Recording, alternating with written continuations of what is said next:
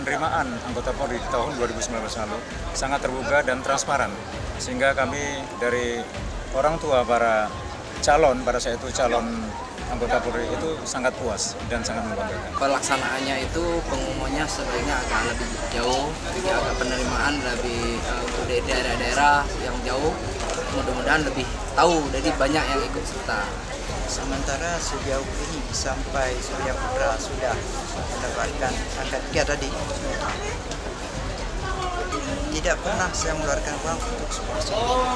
Saya seorang anak yatim piatu, orang tua meninggal ketika saya dalam pendidikan, dan saya terus berusaha untuk menjadi seorang anggota polisi agar bisa membahagiakan orang tua di sana.